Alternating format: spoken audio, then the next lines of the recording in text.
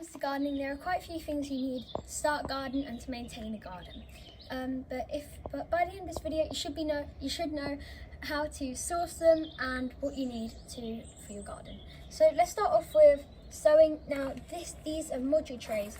Now there are so many different types of module trays and it can get quite confusing, but the best place to buy module trays in my preference, but personally and a few other gardeners I know, Containerwise is really good to buy module trays. So they have just so many different types. They also have a few other things, but they have so many different types. They have this CD60, which personally I think is the best. You can grow literally anything in it. It's so tough. You can stand on it. Full grown man can stand on it. Anything. Then they have just so many different sizes and stuff.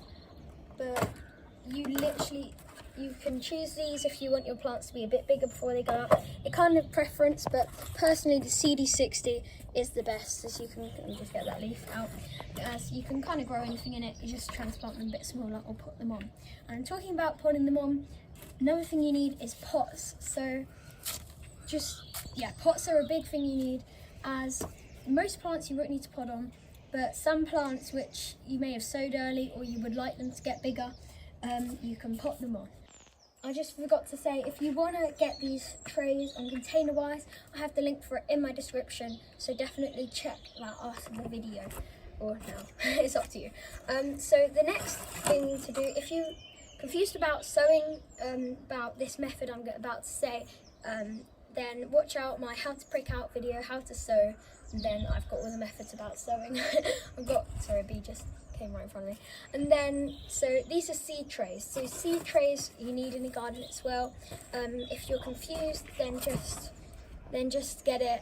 Then just watch my other videos, like how to sow. I would definitely suggest, and how to prick out. So I talk about seed trays a lot in those. But that's sowing covered. Now let's get on to some other parts of what we need. The next one is a dibber. Now a dibber is a very important item. You probably haven't heard of it before, as this is how you make holes for your seeds. So you just dig it in and twist it, and then here you've got a hole perfect for your seeds to be put in. Sorry about the brussels, they want to come out of the ground, which they will in a second. So that is what the dibber does. You can get smaller ones, longer ones. This is one from Charles Dowding. So this is a pretty good one, so you don't really have to bend down for this one, you just go like that. About £30, but yeah, you got a couple of range of dibbers, and yeah, that is dibbers. Next is a trowel. A trowel is a must in a garden. It's great for getting out weeds. It's just a must. Planting potatoes, you just have to have a trowel. And talking about tools, let's get right onto the next one. The next is a big shovel like this. You won't need this too much in vegetable gardening.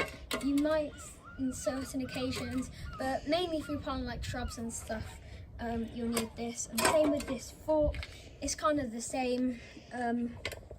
It's kind of the same as the shovel. It might be a bit easier to take the weeds out with the fork. And let's get right to the bed so I can show you about the hoe. A hoe is going to be used for weeds which are very small and just sprouted and in large quantities, but you don't have to do it in large quantities, but it's easier. And another thing is, it only really works when the soil is dry, so because the weeds struggle to reroot after that. If the soil is wet, then they don't really reroot. So what you do, you just sieve it. You kind of just like this, I don't know. You just dig it in a little bit and it just moves the top of the ground, because when the weeds are little, they don't have much of a root. And then this would work when the soil is dry, but the soil is wet, so they just reroot. So you could just manually take them out, or just wait for dry weather to do the hoe. One of the most important is actually a watering can. As a watering can, you need to water your plants. So you need one with a fine rose, which is this bit. And try to make it as fine as possible, especially when watering your seedlings. And you can take it off when you're watering like bigger plants or just watering the bed ready to plant stuff in. I will hopefully do a watering video in the future. If you're seeing this video a couple of years old, then I probably will have one on my channel. But yeah, a watering can is definitely one of the most important tools you need, and as well as a hose. So you need a hose if like you have a large amount of plants to water.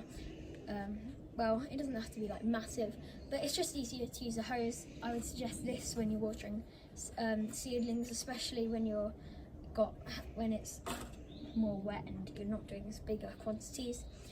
So both of those you need, and that really wraps it up. But these are just the necessities you need, and it will depend on your garden. Like, I have a lot of large pots because I maximise my patio and use my patio for growing in pots as well. So these are just some of the stuff you need. Comment down below if there's anything I missed. Please like this video and please consider subscribing if you haven't already. And I'll see you in the next video, guys. Goodbye and have a good day.